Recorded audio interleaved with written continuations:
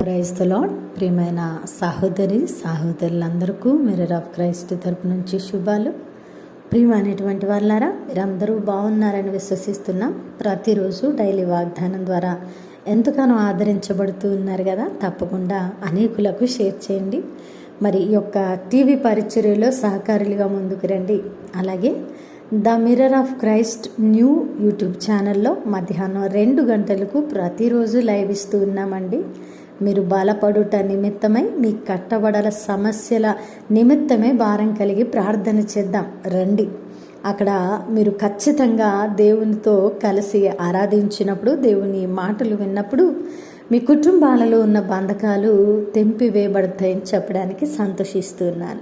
మరి ఈరోజు దేవుడు మనతో మాట్లాడుతున్న మాటలను బట్టి బలపరచబడదాం. కీర్తనల గ్రంథము 91వ అధ్యాయము 15వ వచనము.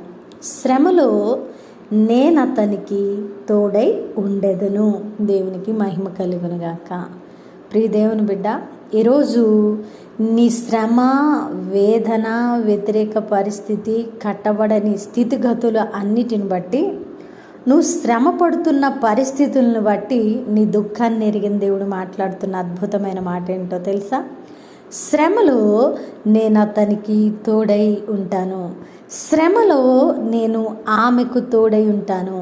ప్రియదేవుని బిడ్డ, ఈరోజు ఏ శ్రమలో ఉన్నావు, ఏ కష్టంలో ఉన్నావు, ఏ బాధలో ఉన్నావు? చెప్పుకోలేని శ్రమల్లో ఉన్నావా? మరి కట్టబడని శ్రమల్లో ఉన్నావా?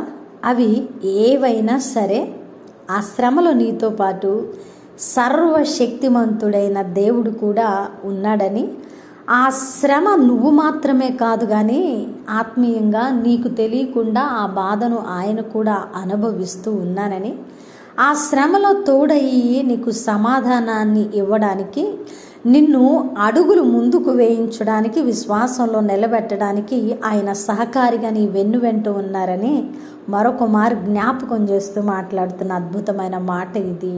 శ్రమలో నేను అతనికి తోడై ఉండెదను, ఉంటాను, ఉండబోతాను, చూస్తానులే అని ఎక్కడా కూడా వాక్యం చెప్పడం లేదండి. తోడై ఉండెదను. అది శ్రమ నీకు కంటిన్యూ కానివ్వండి, అది ఎలాగైనా ఉండనివ్వండి. ఈరోజు శ్రమపడి బాధపడతా ఉంటే ఈరోజు దేవుడు నీతో ఉంటారు. నువ్వు ఈరోజు అయిపోయి మరొక రోజులోకి ప్రవేశించాక వెనక్కి తిరిగి చూసి అరే నేను ఎంత బాధపడ్డాను అని అనుకుంటావు, కానీ ఆ బాధలో కూడా దేవుడు ఉన్నారు. ఇంకా ముందు కాలంలో శ్రమ వస్తే దానిలో కూడా దేవుడు ఉంటారు, ఆయన ఉండెదను అన్నారు. అంటే అన్ని కాలమానాల్లో ఆయన మనతో ఉన్నారని అర్థం. కాబట్టి ప్రియ దేవుని బిడ్డ, ఒకరోజు శ్రమ వస్తే విడిచిపెట్టేసి నువ్వు ఆనందంగా ఉన్నప్పుడు నీతో ఉండి నువ్వు చక్కగా ఆయనకి ఏదో పని చేసినప్పుడు నీకు ఆశీర్వాదాన్ని ఇచ్చే మానవ స్వభావం కలిగిన వాడు కాదు మన దేవుడు కదా. నువ్వు ఎలాగున్నా, నువ్వు పెంట కుప్ప మీద ఉన్నా, ఇంద్రభవనంలో ఉన్నా, ఆయన నిన్ను ఏకరీతిగానే ప్రేమిస్తారు, ఏకరీతిగానే చూస్తారు. అది దేవుని యొక్క వ్యక్తిత్వం.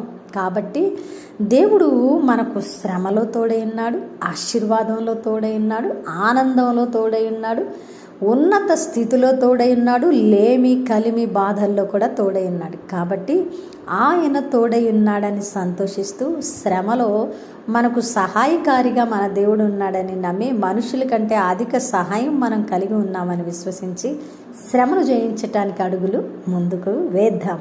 విన్నవాక్యం ఫలింపు కొరకు ప్రార్థన. పరిశుద్ధుడా, ప్రేమ కలిగిన తండ్రి, మీ బంగారు పాదాలకు వందనాలు. అద్భుతమైన వాక్కు చేత మాతో మాట్లాడి మా హృదయాలను కట్టి బలపరిచినందుకు వందనాలు. అవును ప్రభువా, శ్రమలో మాకు తోడై ఉంటానని, అయా మా జీవిత అంతము వరకు మాకు తోడుగా ఉన్న దేవుడు మీరని మాకు తెలియపరచు. మా శ్రమలో మరొకసారి మాకు సమాధానాన్ని దయచేసి విశ్వాసాన్ని అనుగ్రహించినందుకు వందనాలు. అయ్యా, ఈ పరిచర్యకు సహకరిస్తున్న వారిని దీవించండి. ప్రతిరోజు చేస్తున్న లైవ్ ప్రోగ్రాం ద్వారా అనేకులు ఆదరించబడ్డానికి కృప చూపించండి. చేసిన ప్రార్థనకు దీవెన జవాబిచ్చారని నమ్ముతూ ఈ ప్రార్థన నజరేయుడైన యేసుక్రీస్తు నామమున సమర్పించి అడిగి వేడుకుంటున్నాము తండ్రి, ఆమేన్. ప్రియమైన దేవుని బిడ్డలారా, విన్న వాక్యాన్ని తప్పకుండా షేర్ చేయండి. పరిచర్యకు సహకరిస్తారని విశ్వసిస్తున్నాం. దేవుని చిత్తమైతే మరలా కలుసుకుందాం. దేవుడు మేము దీవించునుగాక. ఆమేన్.